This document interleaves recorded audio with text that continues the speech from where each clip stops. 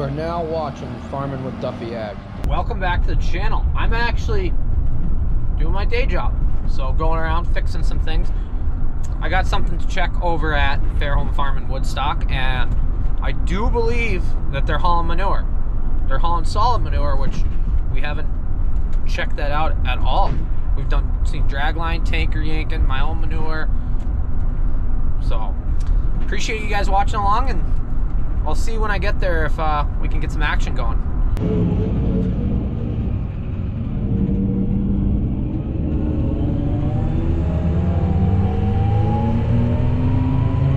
So, jumped in here with Stuart, and they're out here spreading manure solids at Fairholme. 824 Fendt, a 722 Fendt. What's the old style then? That's an 8 something, right? It's an 8 something. We'll get an action shot of it.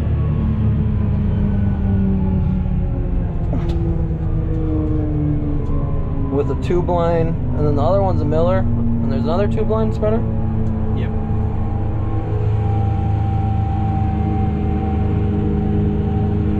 And you just spread it on corn ground? Yep.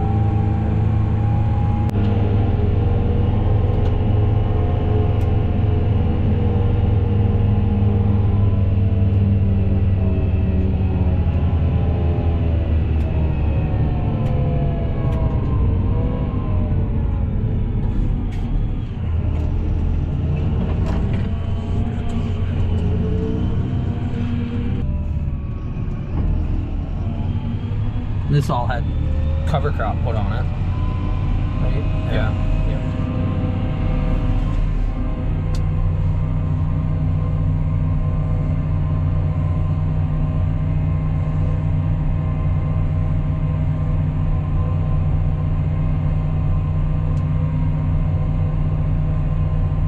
So they've already pumped off the liquid because it's sand bedded. There's a lot of solids at the bottom.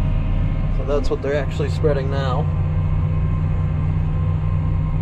So some manure, some sand, pretty much, well, either manure or sand.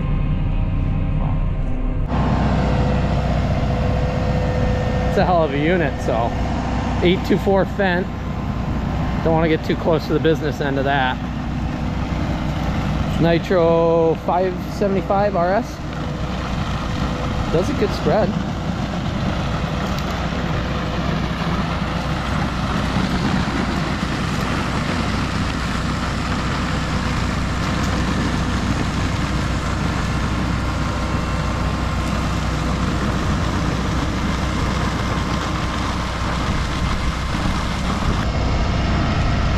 Someday I'll own a Fendt. Someday. So this was a tractor we actually watched them mow with. And it's getting traded in. They're going to go to the 9000 series. The 8000 series they haven't done up or upgraded in the fence as far as the cab size or cab layout, where the 9s and the 7s and the 10s they have. So there's also the 722 running, which ideally my goal someday is a 724, which means it's 240 horsepower and a smaller frame than this. Hell of a unit. I appreciate Stuart letting me ride along with him.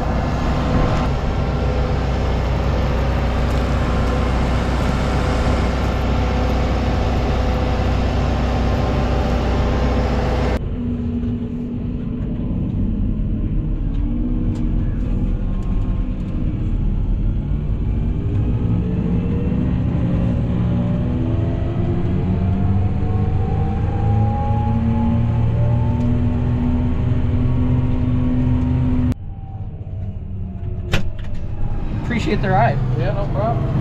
We'll go check out the other one. So he's actually up over the hill. We'll walk up there and see if we can catch him and get some action of the 722 Fendt, which is a smaller frame, 20 horsepower less than that, but a smaller frame. And weight always helps when you're hauling manure and stuff like that. Hell of a view up here.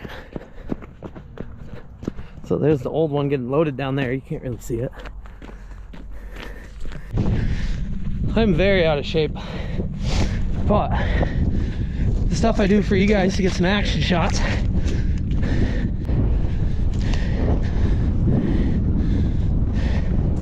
So yeah, we're up here. Might be a little windy.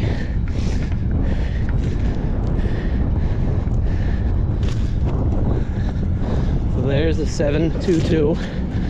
We'll jump in with Lucas. Go for a ride.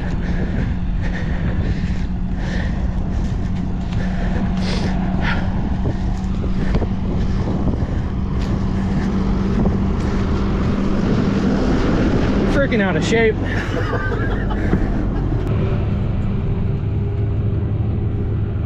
So 722, older style. You want a new style?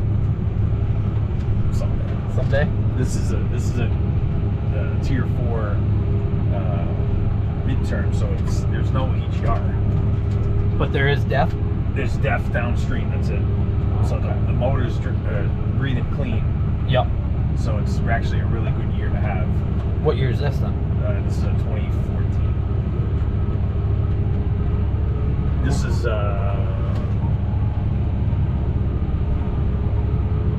just before they changed the color.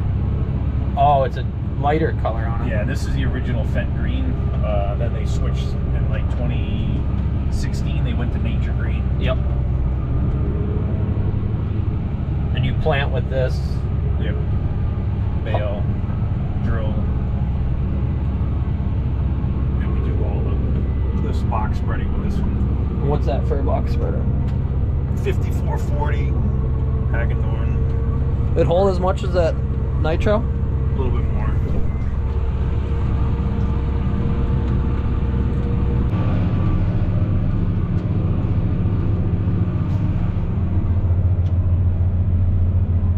So you like the chain more or the push more?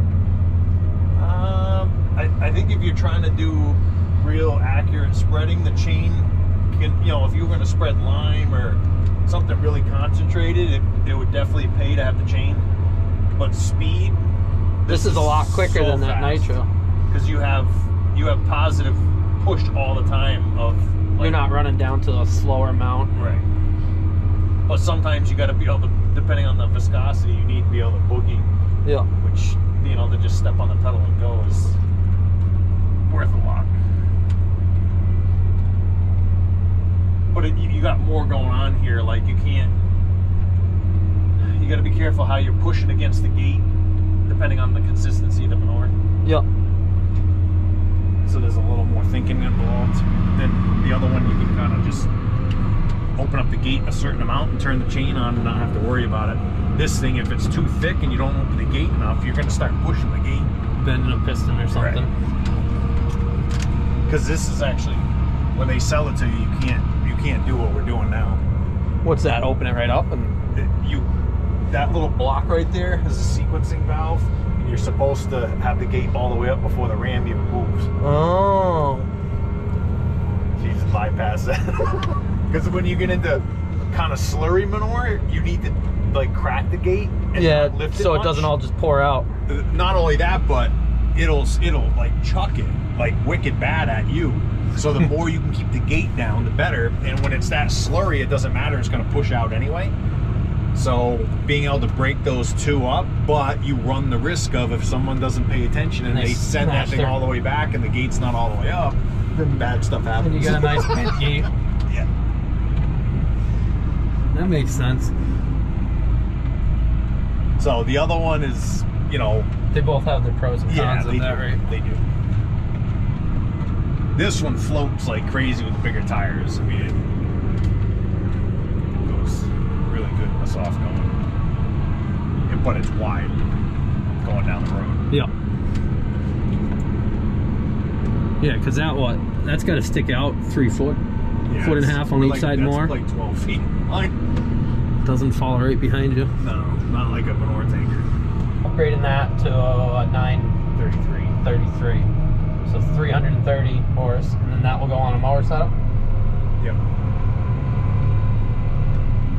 And that's a newer cab layout, right? No. The one that's going to be in the 9. Oh yeah, it's the life cab, they call it. It's on the 10 series. Yep. Same cab as the 10. Same training. 9-liter man engine.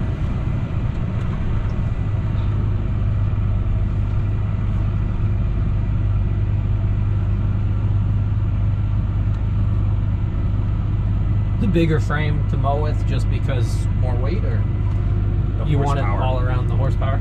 The horsepower, we don't mind the extra frame, but because we're doing a lot of manure hauling with that, it's better that it has the bigger frame and the different training.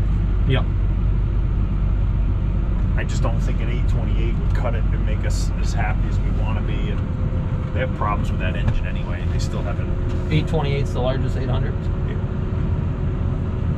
There's stuff inside the manifold that flakes off from the emission stuff, and it ruins the liners. Yeah, that would be good. They usually treat you pretty good when you have to rebuild the motor at only 3,000 hours, but if you're out of warranty, like, you're gonna be paying something. You eat it. So that still has till September, next September, on warranty anyway. Yeah. Now they have somebody that's buying that one when you trade it in? He has someone that's hot on it right now, so. They gonna come pick that up right away? Or? When they get the 933, they'll swap them, man. Because we won't be done with it until we get the other one. Right. Run it right to the last day. I know. Unhook it, hook the other one on, keep going.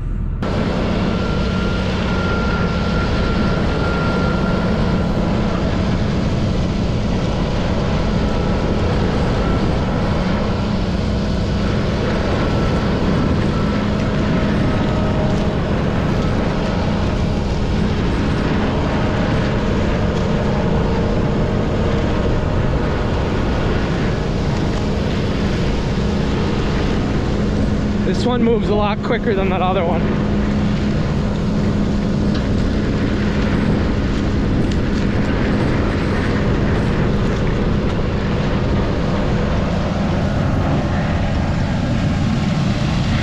That's a hell of a spread pattern though.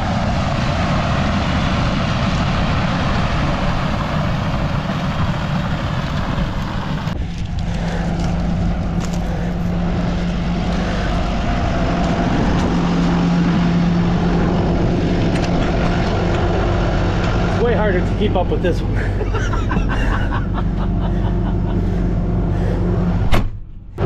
Well, I appreciate you letting me ride along.